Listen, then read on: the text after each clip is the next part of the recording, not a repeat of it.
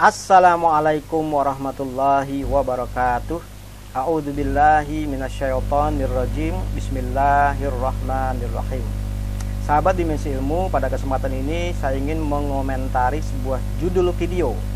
Bukan isinya, bukan kontennya, bukan substansinya, tetapi hanya sekedar mengomentari judul videonya saja. Itu dikirim oleh channel YouTube bernama Bahasa Sesat. Pertama, alasan saya pribadi hanya mengomentari judulnya saja karena dari nomenklatur ya, kalau istilah yang sering dipakai itu nomenklatur bahasa sesat itu bagi saya belum jelas. Yang pertama itu ya, belum jelas definisinya atau secara definitif.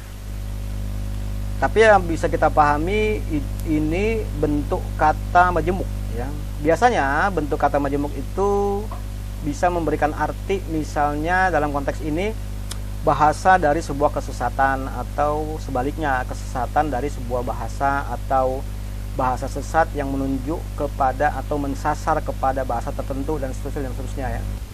Itu bisa kita pahami sebagai bentuk kata majemuk.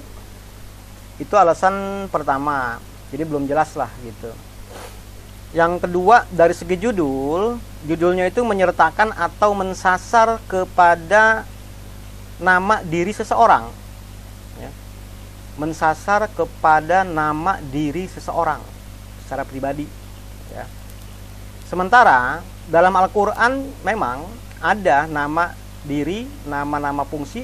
Allah pun punya nama diri dan nama-nama fungsi. Tetapi Allah tidak pernah menyebut nama diri seseorang kecuali yang penting-penting saja.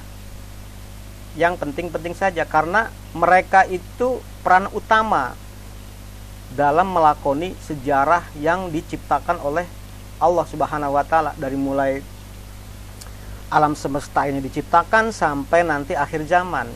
Jadi tokoh-tokoh utama yang dicatat dalam kitabullah sebagai hudan lil muttaqin. Jadi skopnya besar gitu. Kalau cuma nama diri seseorang yang di luar daripada Al-Quran, berarti otomatis tidak penting. Nah, itu makanya itu alasan yang kedua. Untuk lebih memudahkan, misalnya kita ambil sejarah bangsa Indonesia ya. Indonesia sebagai bangsa tentu mempunyai catatan sejarah dan ada buku-bukunya. Tentu dalam buku-buku tersebut ada nama-nama diri seseorang sebagai tokoh utamanya. Misalnya kalau presiden tuh, misalnya Presiden Megawati. Gak mungkin dalam buku sejarah yang di dalamnya ada nama Presiden Megawati tercatat juga nama kucingnya, nama ayahnya, nama ibunya, nama suami dan seterusnya. Karena dianggap tidak berperan dalam sejarah. Bukan berarti tidak ada, tapi tidak penting dicatat. Begitu. Itu dari segi Quran, kalau mau dikatakan Al-Quran sebagai catatan sejarah ya. Parameternya di situ. Jadi tidak perlulah menyebut nama diri seseorang.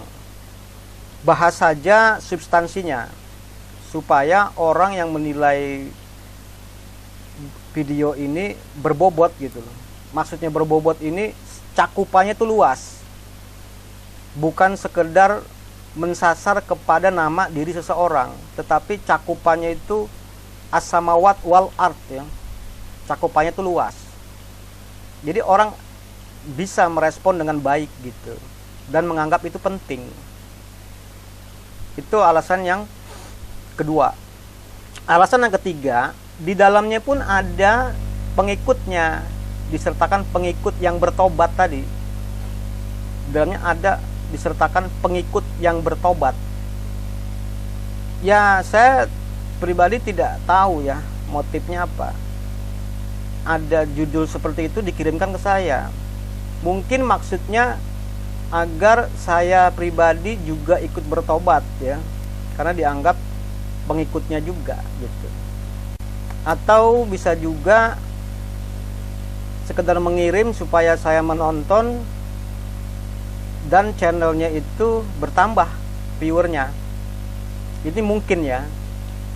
Atau diharapkan saya pribadi mengomentari atau mengkritik atau ngajak debat atau seperti apa, saya nggak jelas itu maksudnya apa. Jadi sesuatu yang tidak jelas, belum jelas, menjadi ya tidak penting. Itu alasan yang ketiga ya. Jadi dari alasan 1, 2, 3 nggak jelas itu semuanya nggak jelas. Ada satu hal yang jelas bagi saya pribadi, bahwa si pemilik channel ini sebenarnya teman lama saya. Saya tahu nama aslinya, tahu alamatnya, tahu akun-akun palsunya di sosmed dan seterusnya. Dulu tahun 2010 atau 2015 ya, kita sering berdiskusi, tukar pikiran, tukar masalah dan solusi. Sampai terakhir yang bersangkutan ini, si pemilik channel ini ingin mengirimkan buku karya istrinya. Itu meminta saya untuk memberikan kritik dan saran sebelum buku itu diterbitkan. Tetapi secara tidak langsung saya menolak. Itu karena apa? Saya pribadi tidak mau memberi kesan bahwa saya ikut andil dalam kepentingan seseorang atau kepentingan kelompok. Kepentingan pribadi atau kepentingan kelompok. Lepas dari niat ya, mungkin niatnya bagus, baik dengan tujuan ihsan dan seterusnya, tetapi saya pribadi tidak ingin ada kesan di kemudian hari bahwa saya itu ikut andil untuk kepentingan pribadi dan atau kelompok ya. Begitupun pernah juga mengalami, saya juga diundang berdebat dengan yang bersangkutan dan saya terima, tapi pada akhirnya saya urungkan kembali karena itu tadi. Ini kepentingannya apa? Kalaupun berdebat, ada konsepnya dalam Al-Quran. Itu sering saya sampaikan dalam channel ini. Misalnya salah satu ayatnya, wa naza'na min kulli ummatin syahidan. Kami cabut dari tiap-tiap umat seorang pembela. Fakulna hatu burhanakum. Selanjutnya kami menyatakan, bawa ke sini argumentasi kalian. Nah, kami di situ adalah nahnu di situ, itu Allah. Tentu ada pelaksana-pelaksananya, yaitu orang-orang mukmin. Jadi orang-orang mukmin itu menyatakan fakulna hatu burhanakum. Bawa ke sini argumentasi kalian. Kalian itu yang mana? Min kulli ummatin syahidan. Seorang pembela dari tiap-tiap umat. Bisa dibayangkan seorang mukmin atau orang-orang mukmin mengajak debat di situ. Bawa ke sini argumentasi kalian.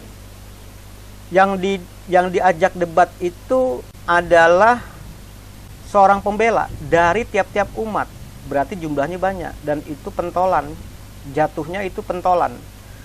Ahlinya bisa yang paling berkepentingan untuk masyarakat luas, yang paling berwibawa, yang paling dianggap atau dipercayai oleh masyarakatnya, dari umatnya, dari bangsanya.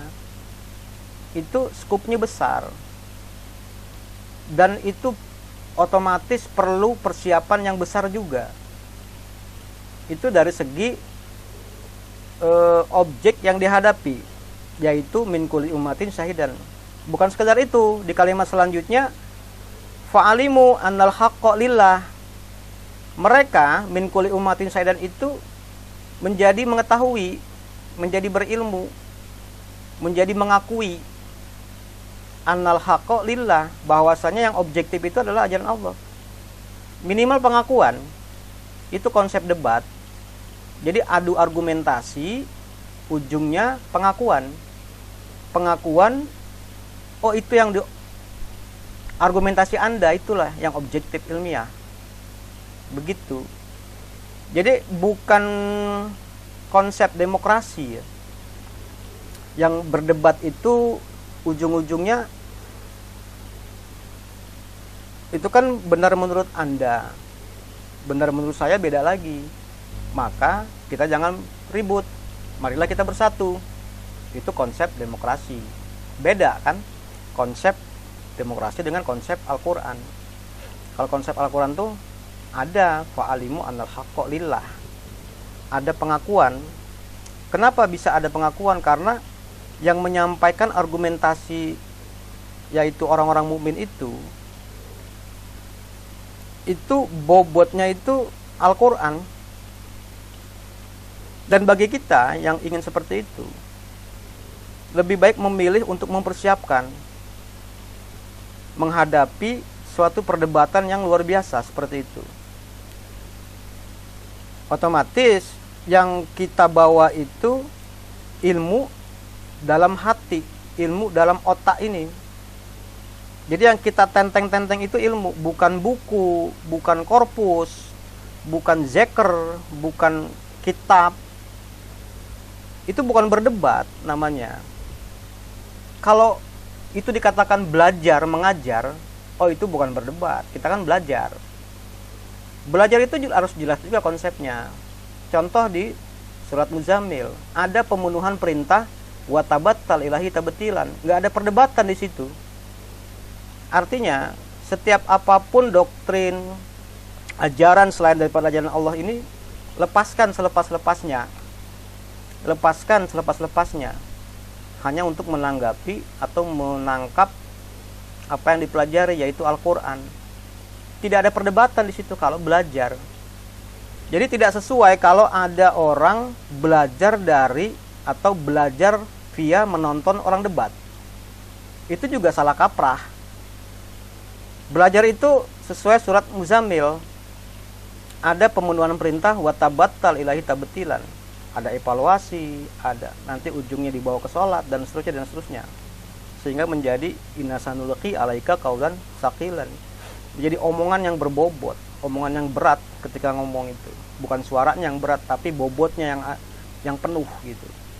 Nah, itulah yang menjadi argumentasi orang-orang mukmin ketika berdebat. Jadi, atas pertimbangan itulah saya pribadi lebih memilih mempersiapkan diri. Ya, dimulai dari penguasaan tata bahasa Al-Quran. Kenapa tata bahasa Al-Quran itu penting?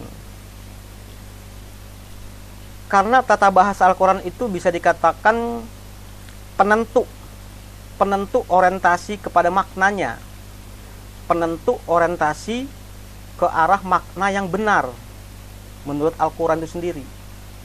Contoh begini ya, contoh orientasi begini.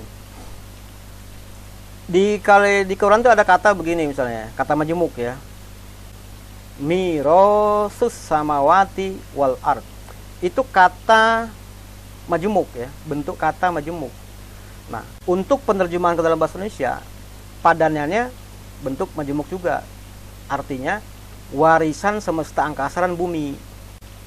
Mirosus samawati wal ard, warisan semesta angkasa dan bumi. Itu secara tata bahasa bentuk majemuk sepadan dengan bentuk majemuk dalam penerjemahannya. Tetapi kalau kita tidak mengerti tata bahasa seperti itu, contohnya kata majemuk tadi, maka dalam penjelasan pun orientasinya bisa berbeda. Contoh dalam penjelasan begini yang berbeda. Jadi di dalam semesta angkasa dan bumi itu ada warisan. Di dalam atau pada semesta angkasa dan bumi itu ada warisan. Itu orientasinya sudah berbeda dengan warisan semesta angkasa dan bumi. Saya ulangi ya. Warisan semesta angkasa dan bumi dengan kalimat misalnya di dalam semesta angkasa dan bumi itu ada warisan. Itu sudah beda orientasi. Itu salah satu pentingnya belajar atau memahami tata bahasa Al-Quran, agar nanti orientasi ke makna yang sebenarnya itu tidak salah gitu. Itu keperluannya. Makanya saya pribadi lebih memilih ke arah situ, lebih memilih ke persiapan. Karena nanti dalam diskusi pun, dalam perdebatan pun, kita nggak bawa apa-apa. Kita nggak bawa buku, nggak bawa korpus, nggak bawa kitab. Jadi apa yang ada dalam diri sendiri, di otak itu sudah diolah, sudah terolah dalam otak gitu loh, sudah siap di hati, sudah siap di diri, cuman bawa badan gitu. Kalau yang kita lihat perdebatan-perdebatan di luar sana itu alasan tidak mau menunjukkan wajah, hanya audionya saja, alasannya siapanya itu tidak penting, yang penting itu ilmunya, yang penting itu apa yang disampaikan. Padahal mah itu jeda waktu ya, itu kesempatan bagi para narasumber itu untuk melihat kitabnya masing-masing, untuk melihat korpus. Jadi kalau cuman modal mengetahui 3 huruf pokok terus cari di korpus, terus diperdebatkan ayat-ayatnya itu nggak sebanding, itu mendegradasi kemampuan Al-Quran itu sendiri. Yang satunya karena berpegangnya pada kitab-kitab, yang dibuka kitab-kitab. Yang satunya karena berpegang kepada ayat-ayat semata, yang dipegang adalah korpus. Jadi tidak memancar dari diri sendiri, tapi memancar dari korpus ke objek yang diperdebatkan apa gitu. Nah itu sebenarnya itu masalah kemampuannya. Makanya saya pribadi lebih memilih persiapan kemampuan ya. Jangan sampai kita sebagai orang yang mau hidup dengan Quran dan salah satunya akan menghadapi atau memenuhi atau memerankan Faqul Nahatu Burhanakum tadi, itu bisa dikatakan mati konyol begitu. Jadi balik lagi, mengomentari judul ini sangat jauh ya dengan jangkauan Al-Quran itu sendiri yang membahas samawat wal ard wa ma bainahuma. Cakupannya luas. Di sini hanya masalah remeh-temeh, bisa dikatakan masalah dendam pribadi ya, masalah pribadi. Kenapa bisa kita katakan begitu? Karena ia menyebut nama diri seseorang.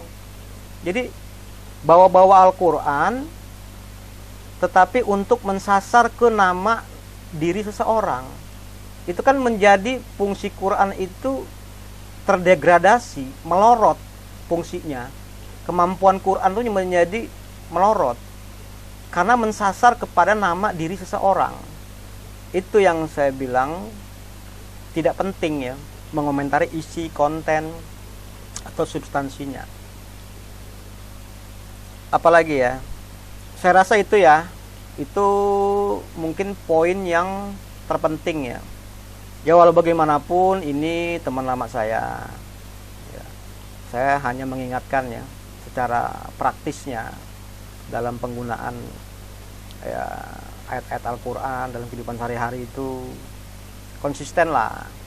Kan katanya kalau frasa-frasa yang ada dalam Al-Quran sesat ya, konsisten lah ya. Konsisten dalam arti dalam praktisnya itu sesuai lah. Kalaupun masih minim pelaksanaannya itu ya tidak perlulah menyebut nama diri seseorang begitu. Saya rasa itu ya yang bisa disampaikan, komentar-komentar secara pribadi. Mudah-mudahan nggak ada yang terlewat dan bisa mewakili. Saya akhiri. Wassalamualaikum warahmatullahi wabarakatuh.